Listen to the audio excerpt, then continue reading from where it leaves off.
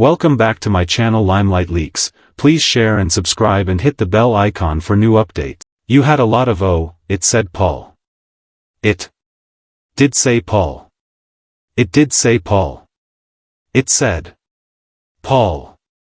Before he became a movie star. Driving in the Fast and Furious movies, Paul Walker was a real car lover who really cared about cars. He was born in Glendale, California, and grew up in a world where surfboards and fast cars were super important. Paul loved cars from when he was young, while people knew him as Brian O'Connor, the police officer who became a street racing hero. His friends say his love for fast cars, perfect driving, and racing wasn't just acting. It was part of who he really was. By the time Fast 5 was done filming, Paul wasn't just acting anymore. He was racing cars in real life, starting a garage called Always Evolving Performance, a fancy car shop that became his special place for working on cars. Unlike many famous people who showed off expensive cars just for attention, Paul's garage was full of weird foreign cars. Old rally cars, fancy BMWs, and rare Japanese cars. His love wasn't about showing off. It was about how the cars felt. He'd pick a well-balanced E30 over $1 million supercar, one mechanic said once. But hidden among all the shiny cars and track-ready beasts was a car almost no one ever saw. Parked way in the back of his Santa Clarita shop, under a cover and away from where people worked, sat a strange European car. Unlike his other cars, it never moved. There were no repair records, no Instagram posts, no build sheets, and when workers asked about it, Paul would brush it off. What made this car different? It wasn't faster. It wasn't more rare. But Paul Walker, a guy who loved danger and drove modified Porsches and race-ready cars every day, wouldn't touch it. He didn't drive it. He didn't start it. Some people say he barely looked at it. That one. No, leave it alone, he'd say, waving it off. Back then, no one pushed him about it. Everyone just thought he had his reasons. But after he died sadly in 2013, those quiet talks turned into questions. And what they found out about that one car, its past, its weird feeling, and how it disappeared, has become one of the most scary stories in the car world. In a garage full of rare Skylines, perfect Supras, and Rally M3s, there was one car no one ever saw moving. Hidden in a dark corner of the AE Performance warehouse was an old European car believed to be a late 70s BMW or maybe an Alfa Romeo GT. It was covered with an old black tarp and blocked in by other cars. It wasn't labeled, tagged, or written down like the others. Former AE workers have said the car had a weird feeling around it. It wasn't rusty or broken. It looked well taken care of, but ignored in a different way, like something that wasn't supposed to be touched. And Paul, he never talked about it in public. When friends or workers noticed the car and asked about it, his voice changed. That thing gives me bad feelings, one worker remembers him saying. Another remembered hearing Paul joke, "It's cursed, man. I'll never sit in it. It Became a rule that nobody talked about. Don't touch the car. Don't even clean around it. Workers left it alone and after a while no one asked about it. Until after Paul died. What made it even weirder was that the car didn't match what he usually liked.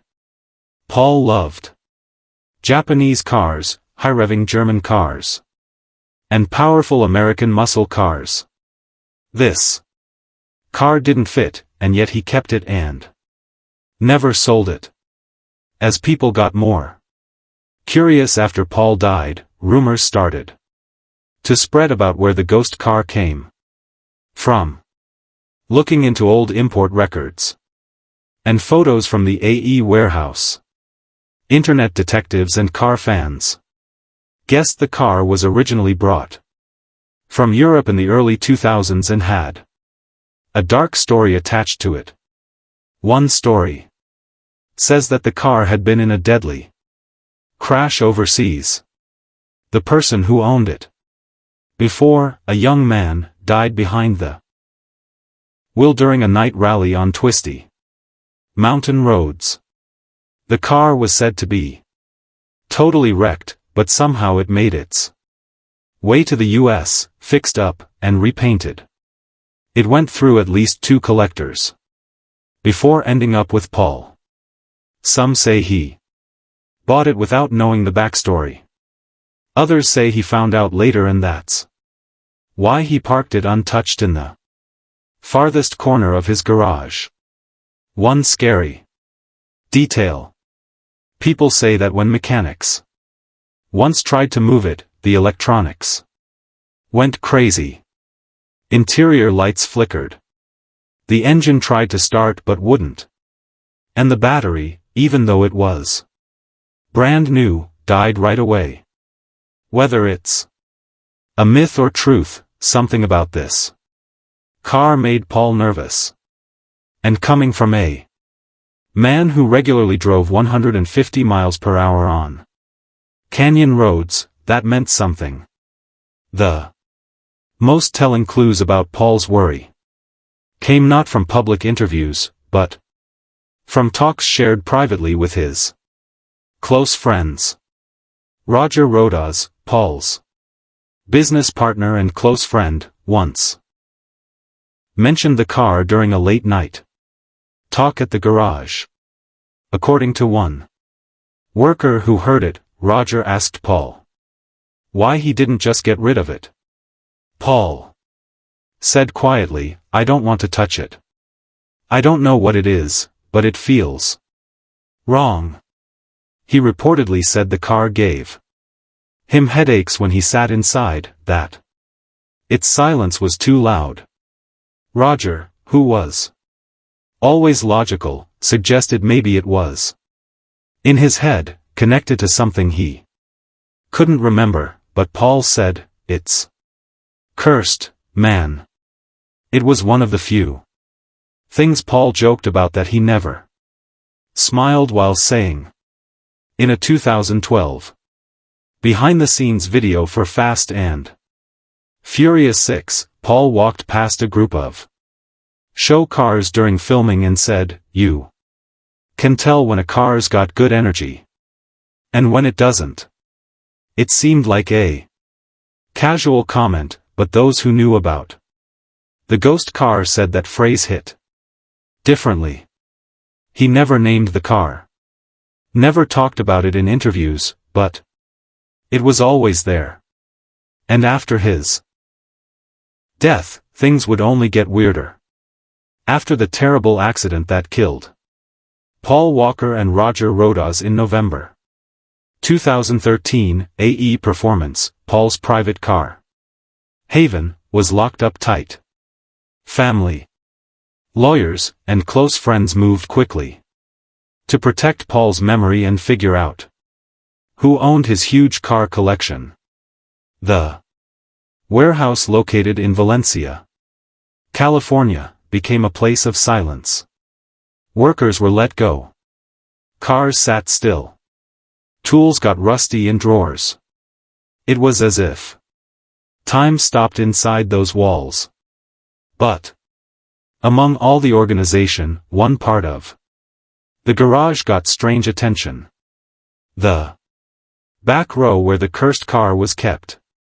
Former workers, those who came back briefly to count and list items, said the motion sensors in that part of the warehouse went off more than once. Security alarms rang multiple times in the week after Paul's death. Each time pointing to that specific row. When guards checked, nothing. No broken locks, no signs of someone breaking in. The other cars were untouched. Only the tarp on the car had moved slightly, as if something had disturbed it. Even more scary, one camera feed kept messing up. Only the one facing that car. Experts blamed bad wiring. Others weren't so sure. Some say it was sadness playing tricks on tired minds, but in a garage once full of horsepower, it was the quiet that made people uncomfortable. By early 2014, the legal process began for selling off Paul Walker's private collection. The star's huge and valuable group of over 30 cars was set to go up for sale. Nissan Skylines, Porsches, Mustangs, each carefully counted, photographed, and secured. But one car never appeared in the lineup. The strange European car. The one Paul wouldn't drive was nowhere in the auction lists. In fact, according to internal AE paperwork, its file was marked removed. No explanation, no transfer details, just one line added. After his death, pulled before pricing. Rumors spread fast. Some guessed the Walker family didn't want it near the public auction. Others said it was taken before legal teams arrived. An anonymous worker later suggested the car was given to someone Paul trusted, but no records prove that. What's certain, the car disappeared. It was not part of the public estate. VIN searches returned nothing. DMV records were sealed or erased. In a private forum for exotic car collectors, one post, quickly deleted, claimed the car was seen at an underground auction in Tokyo. Another source claimed it was found months later in the California desert. Battery dead. Windshield cracked, no signs of who left it. No photos, no license plates, just more questions. After the disappearance, online talk began bubbling up. Conspiracy theories, sightings, ghost stories. Most people dismissed them. Sadness and internet myth-making. But a few stood out. A former Hollywood stuntman swore he saw the car at a warehouse party in Berlin wrapped in black film surrounded by rich people who refused to speak English. He described it perfectly down to a scratch on the rear bumper that few would have known existed.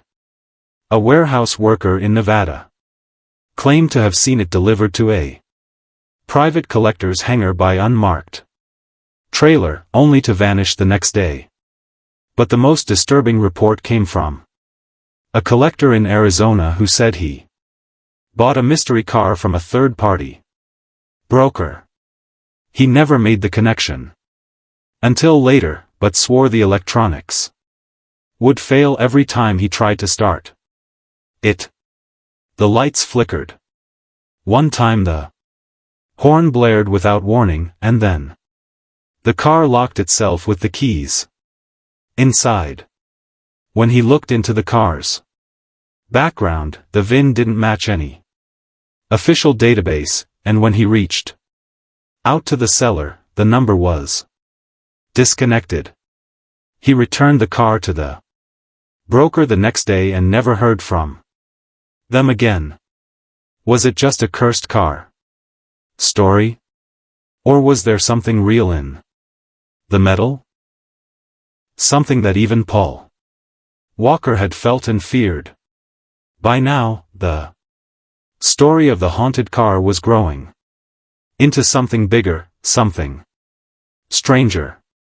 Car historians compared it to James Dean's unlucky Porsche 550 Spider, nicknamed Little Bastard.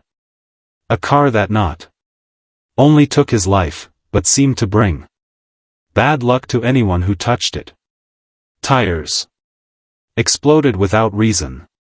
A garage fire mysteriously left everything alone. Except that car.